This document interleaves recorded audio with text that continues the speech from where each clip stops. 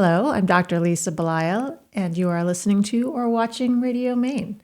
Today, I have with me artist Kim Case. Thank you for being here. Oh, my pleasure. Thank you for having me. Kim, you have been all over New England, I believe, but also to other parts of the country.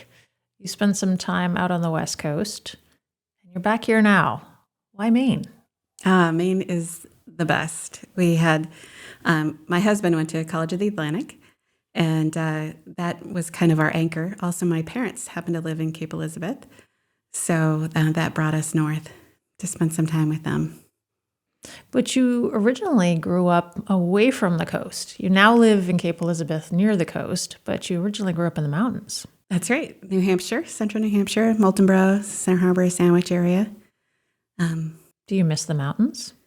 Well, we were fortunate enough last year we purchased a home up there, so in Tamworth. So we've been spending a lot more time up there. So you get the best of both worlds, it sounds We're like. trying. We're trying. Yep. And it's great to introduce my son to a lot more of the hiking and what the whites have to offer instead of just the ocean. But yeah. Just that beautiful thing that, Right. that most of us enjoy as we, go up and down on our drives Yeah. Tell me about your son. How does he like living in Cape Elizabeth? Loves it. He loves the school system. He's a soccer player. So that's a new thing for me as a mom, being introduced to travel sports, traveling around, making team meetings, things like that. It's a whole other aspect of being a parent I hadn't seen coming, but it keeps you busy. Yeah, even at the age of 10, that can be a little intense. Yeah. Yep. There's lots going on all the time. They keep things organized. Right. Yeah, I think I remember, as you and I were talking before, all of my children are older now, and so this is a little bit in my rearview mirror, but I think I remember when I first hit the childhood team sports era, I was thinking, but they're just little. This is a lot of effort to keep things organized around them, It is. so that we can then go stand on the sidelines and watch them for hours while we're wearing our, heavy sweaters. And Right. it's October and we have gloves on already. Oh, it's really funny. That's so true. You're committed though. You sign you sign up, you got to show up. And otherwise it's kind of not a great message for the kids if you're not going to be there as often as you can. But the standing on the sidelines is hilarious. We've all got our chairs, and now they make the chairs with little hoods over so that you can escape from the sun or the rain. And I've seen people with plastic. It's like a little tent that they set up next to a soccer game to enjoy it. But yeah, people get into it. Yeah, I guess I missed that whole era. I never had we barely had chairs at that You point. guys were roughing it. we were. Yeah.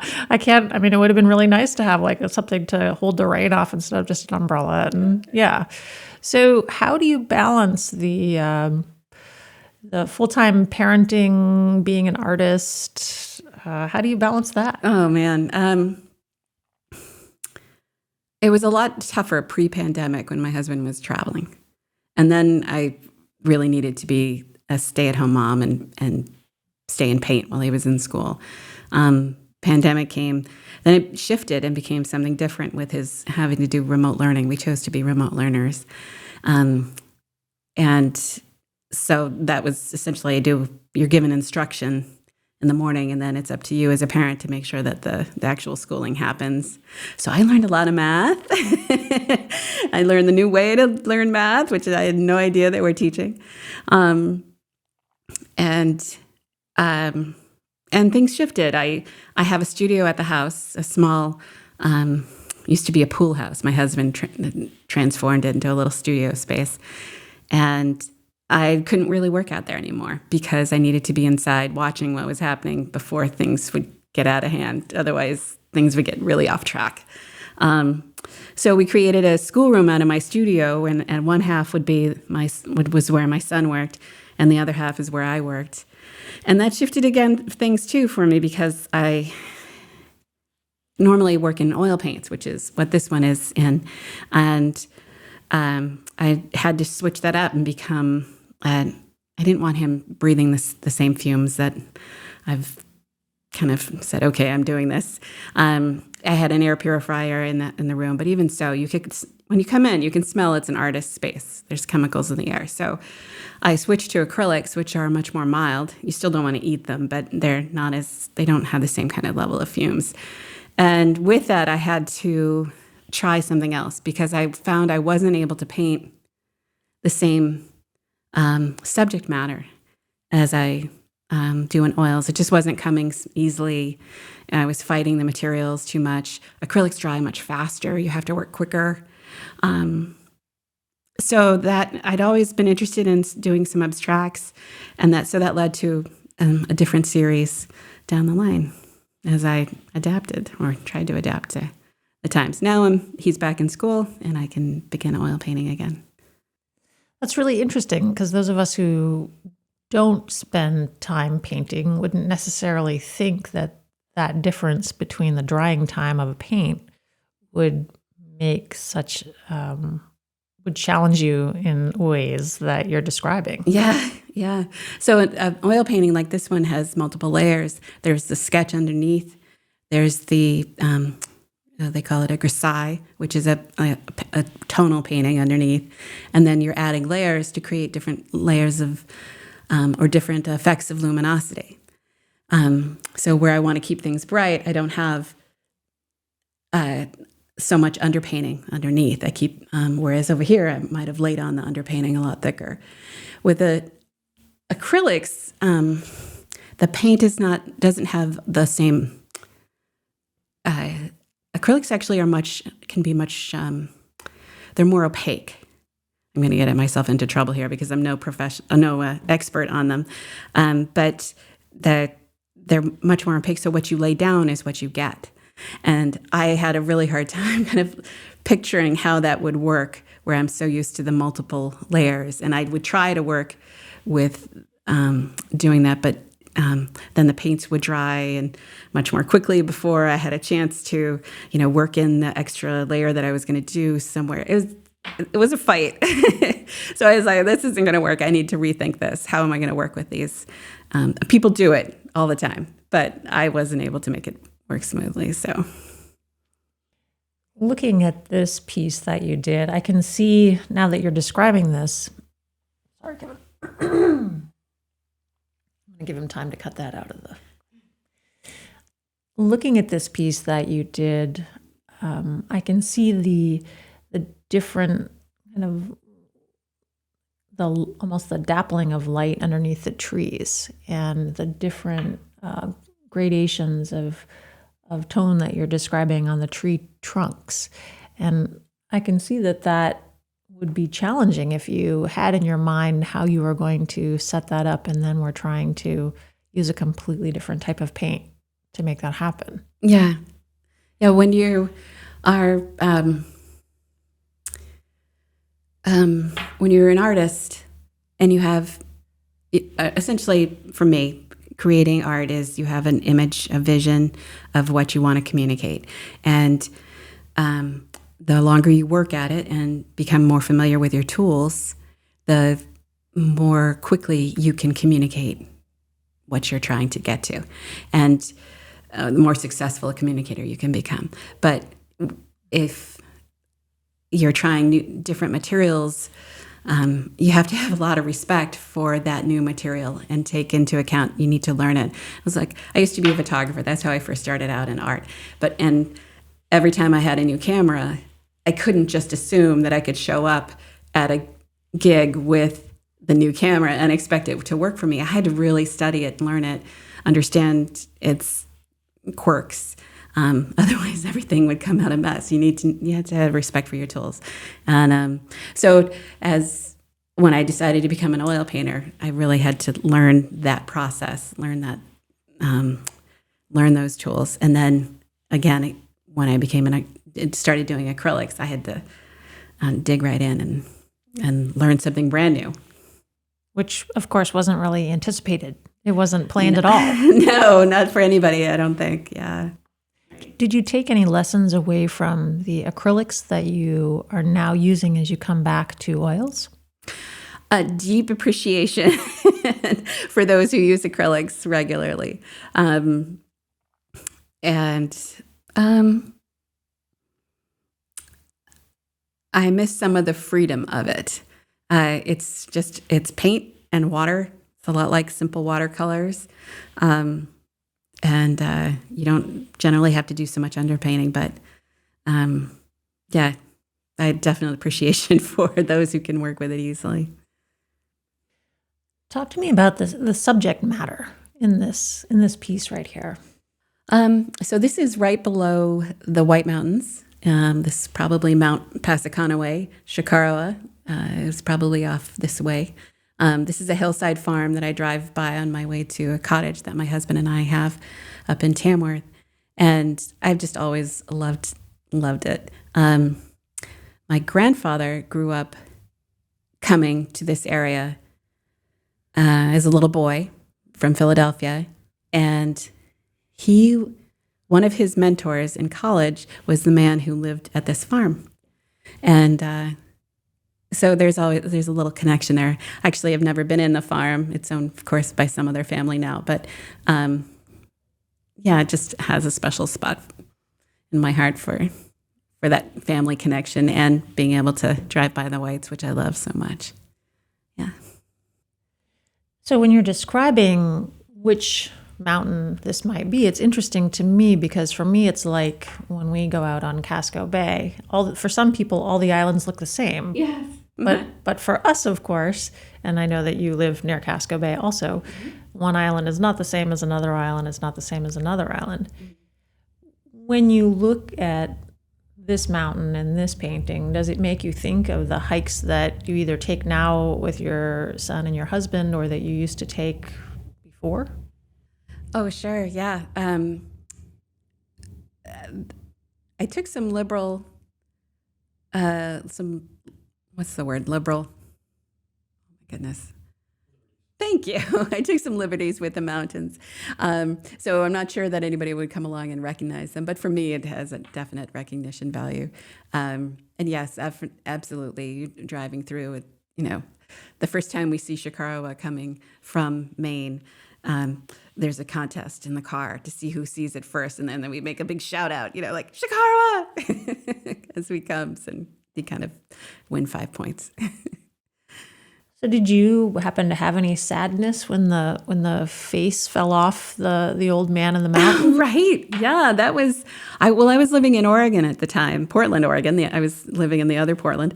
And I heard about that. And oh man, that was really sad. Have they tried to fix it? I don't even know. Have they tried to put it back up? I would guess not. I don't know how you put rocks on a rock face. I thought there was some talk about trying to, manufacture it back into place, but yeah. Well, now you and I will leave this conversation and go look it up and see if they put the face back on the man of the mountain. We'll Google it. Right.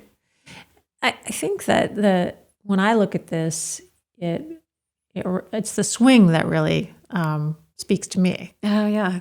And this idea of a beautiful day, sitting on the swing, just being a kid again, kind of free, looking at what's around you and not being, and not needing to be anywhere. Just, do you find that when people look at your pieces that they will come to you with stories of their own lives? I think for sure people are drawn to things that echo for them. And that's actually what keeps me painting, is the stories that I make up in my head.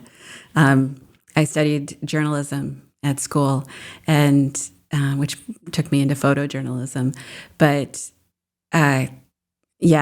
always interested in people's stories. And when I make paintings, a lot of the ones that interest me the most, and the ones that seem to move quickest, are the ones where you just have a feeling like somebody's about to turn off a light in the window, or that someone's just walked along the path, or maybe they just left the swing, or maybe they didn't just leave the swing and the swing has been quiet for a few years as the child's gone.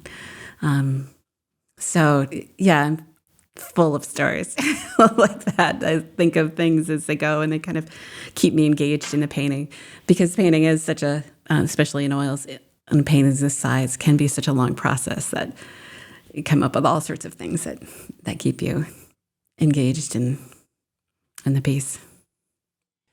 Well, it's interesting that you would say that because I hadn't really considered that before, but when you paint, you really have to be intensely focused on something for some prolonged period of time. Mm-hmm. Yep. And that's not easy for everyone. No, and I found talking to different people that and I'm sure you've heard many different people talk about their process. And I have friends who listen to nothing.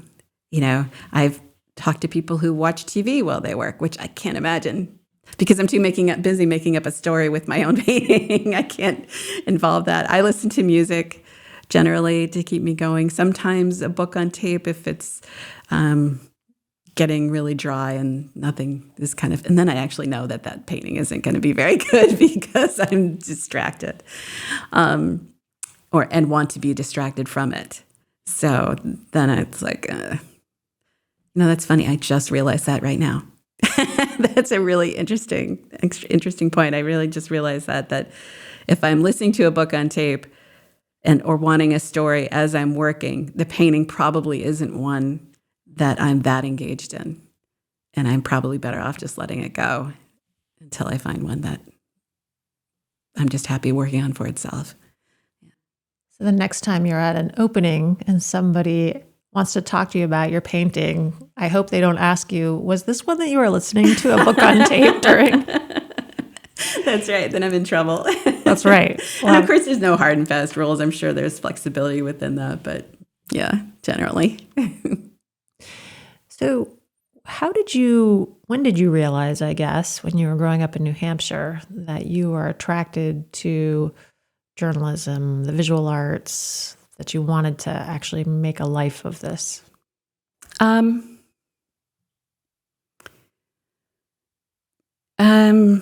I have a really strong memory of my mother encouraging me to draw, of being successful at that. I remember we lived in central New Hampshire, but that one weekend they took us to Camden for one of those sailing overnight trips.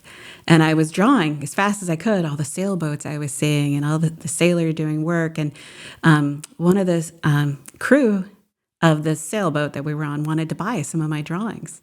And I was maybe, 12 or something.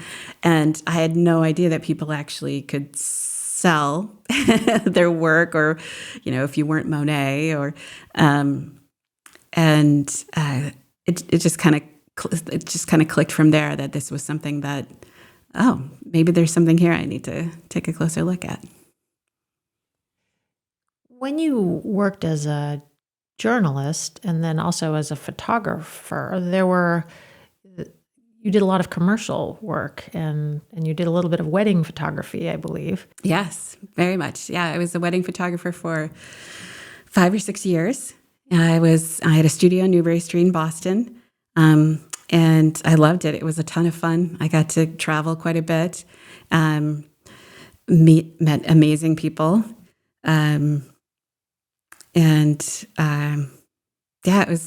it was fun. I love pretty things. I love pretty flowers. I love the whole, being part of somebody's falling in love story.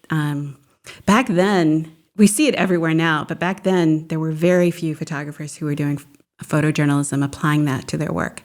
And I was one of the first few folks who was selling that as my genre. And it really resonated with people because it was all about the story. Again, the story. What is the story of the wedding? What the flow of it? Who are the characters involved?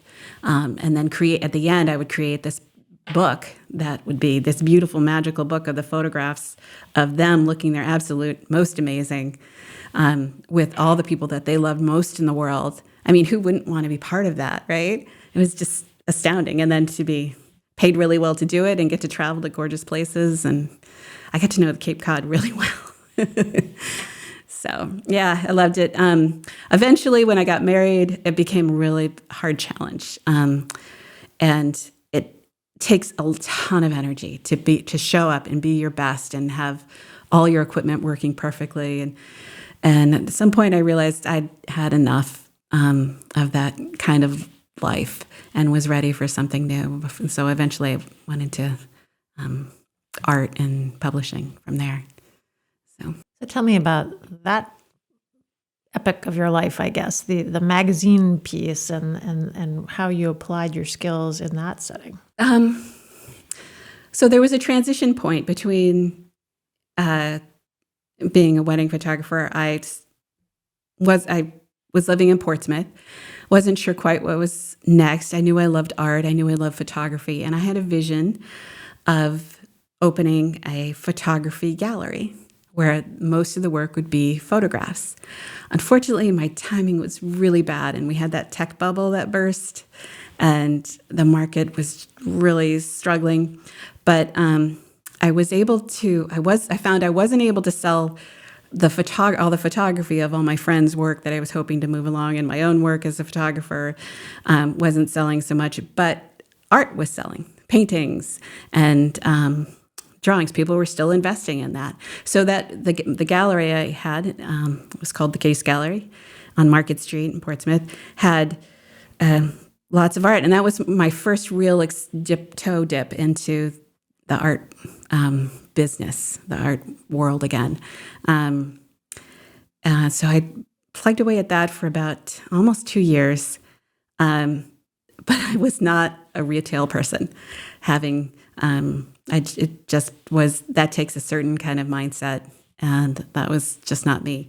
So someone walked in, offered to buy it, and I couldn't resist. It seemed like the answer to a lot of things.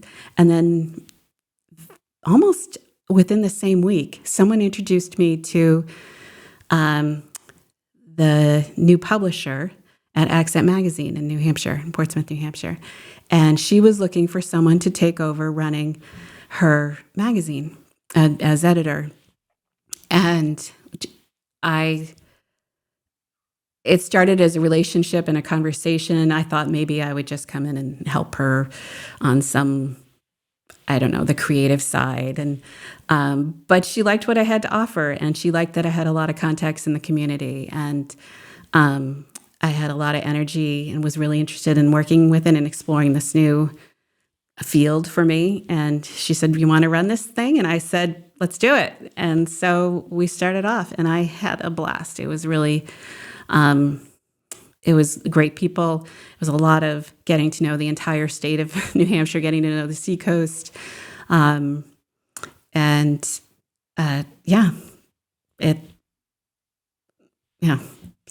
I'm not sure what else to say about that. It was great. So how did you get from there to then doing what seems to be a much more solo pursuit?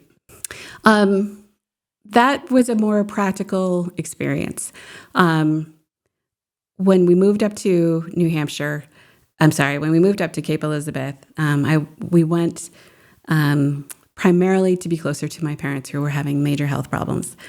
And at the time, they're fine now, or they're better, but at the time it was looking kind of iffy and like they might need a lot more support.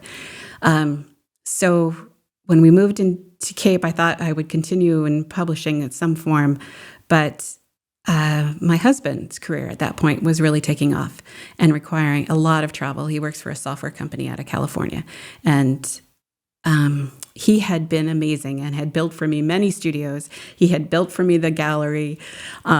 It was time for me to slow it down and let him fly. So I decided I was going to work on my art and see where that led me, work on being a mom, see where that led us, and commit to that for a while. So, and it actually has been wonderful. It's felt really like fortunate that we're able to support each other this way, that it's worked out so well that he's able to do what he needs to do for his work, and I'm able to actually stay at home and work on my art and raise my child at the same time. It's been a real blessing. Do you miss this other aspect of your profession that is more kind of outward facing and connecting with the community and having lots of conversations? I mean, what you're describing is kind of the extrovert's dream, I think. and then you moved into what probably is more of an introvert's dream. Yeah. I would guess. Yeah. Well, all of that is absolutely true. The community, the constant conversations, the excitement of getting publication out the door in time, very intense, very exciting. And, when you're sitting alone and it's just you trying to make that one painting come to life, that's a whole nother experience. But I actually have found a more introverted side of myself. It's almost now a push for me to get in the car and go to the gallery opening because I need to be there to support other artists and to put my face forward. But it's like, oh, I'm more of an introvert than I thought I was in some ways. So, but yes, I definitely miss the conversations and the engagement. When I came to Cape, I took on what was pretty much a volunteer role as being publisher for the local newspaper there, the Cape Courier, and I'm still on the board. But so that kind of keeps me a little bit of what's going on and keeps me a little bit engaged. But it's not the same kind of huge push. So would you consider yourself to be more by nature extroverted or introverted? I think more of an introvert. I'm very happy spending time alone. I'm very happy thinking and working on things and hyper-focused on what's in front of me. I don't necessarily need other folks' input or energy around me to kind of keep me going through the day, which I understand is what an extrovert is about. And I'm more than a phone call with a friend, more than keeps me going. And a party, if I go to a party, I'll have a good time, and then I'll want to sleep for a week. So, yeah, it's pretty, I think that has worked with the work that I do. I'm not sure how an extrovert could really survive all the intensity of being alone day after day working on painting, but I'm sure there are plenty of folks who do that well. Well, the reason I asked this is I think that there was a book that was published within, I don't know, the last 10 years, something like that was about introverts. And I think and I consider myself to be an introvert by nature, an extrovert probably by training. Mm-hmm. And I think a lot of us felt validation with this particular book that was written about being an introvert. And I think a lot more people are accepting that this is a thing, that being quiet with your own self is really okay. Mm-hmm. There's nothing wrong with you. It's just who you are, and that's fine. Mm-hmm. But what I've been fascinated by just in my own life and my own trajectory is that I actually do get joy from both, exactly as you've described. There's a certain amount that, I really enjoy talking to people, and in my job, I've kind of trained myself to do that better. But I'm also perfectly happy to be completely by myself for hours at a time. Mm-hmm. And I think that that's one of the things that maybe gets left out of the conversation, is that you can go through phases in your life where one is more than the other. You can train yourself to be a little bit more one way or the other. Yeah, absolutely. And I think what you say about the stages of life is really true as well, because as a younger person, when I think we're just set up hormonally, energetically to be constantly searching for your community, for your partner. And so spending time alone kind of creates that anxiety feeling, like I should be out there engaging.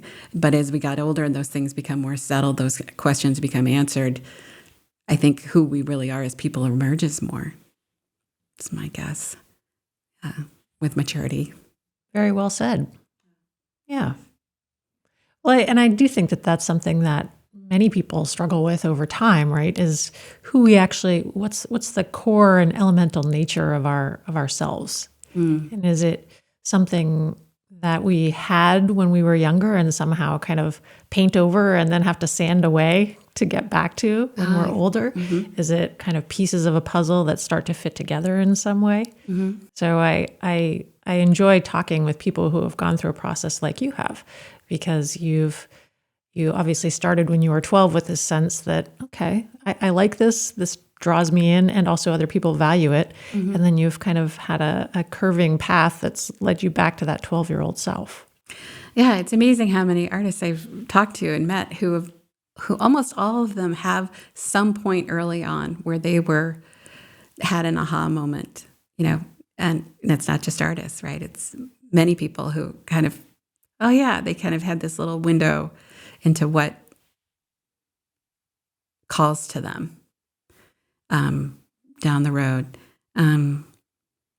Yeah, and it is amazing what kind of life trajectory kind of can lead you. Sometimes in the direction you think it will, and other times you end up in Portland, Oregon. Well, how did you end up exactly in Portland, Oregon? Oh, that was there was a boy involved. I was actually in Washington, D.C. I was working for a magazine, doing photojournalism for them, and but missing my college boyfriend. And he called up and he said, "You want to come out? And it's great out here." I'd been offered a full-time position at the magazine at that time. I'd been working as an intern, but I couldn't even begin to pay for an apartment on what you would get for a photojournalism job. So this sounded pretty interesting. So I headed on out there. It's funny how many stories begin with "there was a boy" or "there was a girl." That's right. It's not an uncommon thing to hear. No. Well, it's one of the most powerful, as a young person, one of the most powerful pulls, right? That we're looking for that partner. We're looking for that place in our world, and who are we going to make that place with? And yet you did not end up with this college boyfriend. No, he was a true wild spirit. He was, I met him when I was working for the Appalachian Mountain Club up in New Hampshire. And I loved hiking, but I learned to really love hiking with him. He was just fearless and would get up at the crack of dawn and hike all day, every day if he could. And so he wanted to experience bigger mountains, bigger vistas out in Oregon after the whites. And so we had a ton of fun exploring the wilderness out there. But that wasn't meant to be. I wasn't making any money as in trying to find work as a photojournalist in Portland, Oregon. I actually found it a really intensely male-dominated world that I was having to fight a lot. So I took on a job at Fidelity Investments in finance, of all things, and was making my way up through finance, and that was the antithesis of what this boy was interested in. But I needed to put a roof over my head. And so, yeah, he went the other way, and I eventually met my husband. Well, that was what I was going to get to next, is you didn't end up with one boy, but you ended up, and I'll say man, because I assume this is the case, but you ended up somehow with this other man, the man that you were meant to be with, apparently. Yeah. So my boyfriend at the time was very good friends with a man who was on the East Coast. And when the boyfriend left, I stayed friends with this man, Mike. And he introduced me to the man who would become my husband back on the East Coast. And yeah, so I got to keep the friend and met my husband in the process. And the first boyfriend not only gave you all these great experiences, but somehow led you to the person that you would end up having a future life with. That's right. That's right. It's funny how if I hadn't been out there, I would never have seen the picture of my husband, Tim, on the refrigerator of this friend's house. And I said, "Oh, who's that?" And something literally, I shivered when I saw that. And I said, "Who is that?" And he said, "Oh, that's my friend, Tim. You don't want to meet him." And I said, "Really? Why not?" He's like, "Oh, because then you'll fall in love and then you'll break up and then I'll lose you both as a friend. So no, you can't meet him." I said, "What?" And but he was serious until so eventually I ended up moving back. My company moved me back to Boston, and maybe a month after I returned, Mike was out there on a business trip, and Tim was giving him a ride to the airport, and they said, "Hey, you want to have lunch?" I said, "Really? You want me to meet your friend?" And he said, "Oh yeah, sure, it'll be fine." And man, we really hit it off and spent every weekend together for a year after that. So there's a kind of there's like a theme here, this unavoidability of something that's meant to happen. Yeah. I mean, not only for you as an artist, but also for you in finding this very special person in your life. Absolutely. Oh, there's a definite river of fate running through life that I'm sure it's like magnet poles in different directions. And to fight the magnet feels disruptive. And I feel like we almost kind of bounce from pole to pole on this as we go through life, and in big ways and small. Yeah. Are there other big ways that you can think of in your own life? Nothing's really coming to mind, but you certainly know them when you hit them, right? Naming my son Finn. I had no idea where that name came from. We'd been talking about other names, but when I was in labor, the name just kept coming to me. And I finally had to write it out just to be sure, and that was it. I said, "I'm sorry, honey. I know you don't like the name so much, but this is it. This is what he wants to be called." And he got on board eventually. But it is a little weird having Kim, Tim, and Finn in your family dynamic. Oh my goodness, I hadn't really even thought about that. I know, right? Well, actually, it was really funny because I did get to meet Barack Obama at one point before he became president, and Tim was with me, and he said, Kim and Tim, very cute. Yep. Well, at least I guess you mixed it up a little bit by naming him Finn with an N. If you had named him something with an M, then that would have been bad. Definitely bad. so thank you for that small amount of distraction, I guess, from the theme. And technically, it's Finnegan. So okay, all right. So that's good. So you moved off oils to acrylics for just long enough so that you can with your child. That's right. And his naming. When you look at Finnegan, and by the way, that's my nephew's name, so also an interesting coincidence. And it's not a terribly normal name, not normal, but usual name, let's say. It's a very normal name, to be clear. Finn, if you're watching this, very normal name. You have a great name. But when you see him as a 10-year-old, do you ever wonder what his pull will be, what his kind of thing that he will encounter that just becomes something he'll maybe stick with, maybe come back to? Absolutely. All the time, as you watch them move from thing to thing. Early on, it's very predictable, right? It's first it's trains. No, first it's dinosaurs. Then it's trains. And then it's Legos. And we're still in the Legos phase. And we're slowly moving into, well, not so slowly. We moved into Minecraft last year. So these steps so far are pretty standard. So he hasn't shown me yet what that thing is that is going to pull him into his passion. It's going to be very interesting to see where that direction comes. Yeah. Well, we happen to be recording this on my son's birthday. Oh, great. Which is October 1st. Obviously, this will air far in the future, but it does make me think of him. He's older than Finn by a fair margin, but it does make me think of when he was younger and the things that I would see in him that I would wonder. Because, as a parent, you're always thinking, oh, you want to do soccer? Let's do soccer. You want to draw? Okay, let's be an artist. So you always want to open every door for them, but you don't really know which door they're going to enter, which door they're going to enter right now. Mm-hmm. I mean, and so especially having 3 older children, kind of seeing where they're coming back to is a really very fascinating process. Oh, it must be. It must be so cool to look back and be able to have that trajectory. And the story is not finished, right? There's more to come, more families and to engage, and who's going to be their partners and all of that, and what their children are going to be. Definitely. I had a story, I kind of lost it, but yes, you make a very good point, for sure.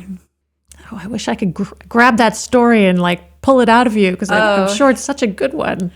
Yes, what you're talking about in that children revealing themselves is really resonates.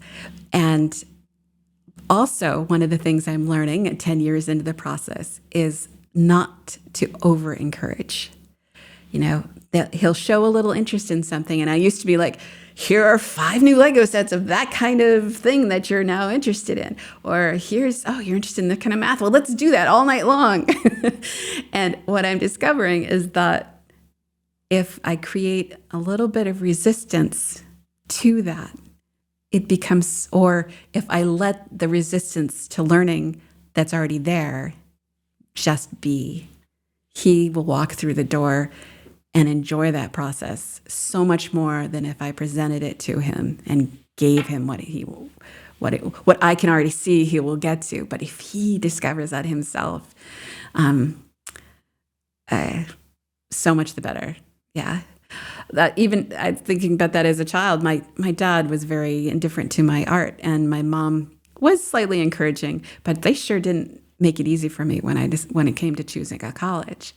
And I had to fight to get to this art school and to make that worthwhile. And now it's one of the things I'm most proud of in my life, was finding a really good art school that did both.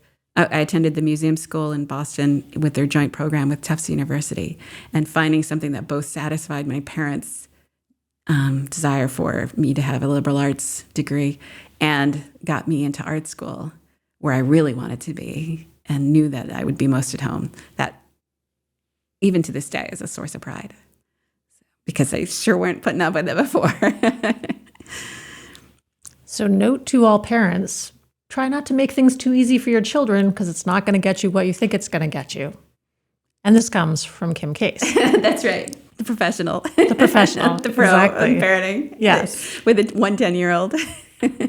Well, I think what you're describing is not that different than the idea that if you have a boyfriend and your parents don't like them, they should never say, I really don't like your boyfriend, because that means that you will like that boyfriend forever and ever. My parents never said anything about any of my boyfriends, and I would make choices that made the most sense for me. Mm-hmm. So I think that what you're saying lines up probably with a lot of people's life experiences. Yeah, there's not only just is it this discovery, but there's also the aspect of we're built to resist our parents eventually, right? In order to launch, right? I think Jung was talked a lot about that, and how you have to kill your mother, essentially, to get yourself born into the world past that desire. So a lot of teenagers, we spend so much time. It feels like a waste of time, all the fighting we do with our parents. But eventually, it's all in the aid of figuring out, as you were just talking about, who we are. Who the heck are you? And if a big part of that is, well, I know I am not my parents. So, right, they're older people. I am a young person. I know I'm not them. So how do I figure out who I am? And that first thing initial is to push against that, I think. Well, I have learned a lot from our conversation. Thank you. Me too. It's been a lot of fun. Yeah, my pleasure. I really, I enjoy your work is wonderful. Thank you, Lisa. It's been interesting to talk to you as a non-painter about the difference between oil and acrylics, just for example. Yeah. I think a lot of people who listen to the podcast aren't artists themselves, and to know, oh, that is interesting. You have to have a synergy with your tools, or else you're not going to be able to succeed. But people who are interested in seeing your work can go to the Portland Art Gallery, which I encourage them to do. And Kim has said that she goes to the art openings, so this will be her extrovert side. I encourage you to go visit with Kim at the art openings at the Portland Art Gallery. No pressure to Kim. Now she's going to have to show up. No, I had to go. At every single one for the rest of her life.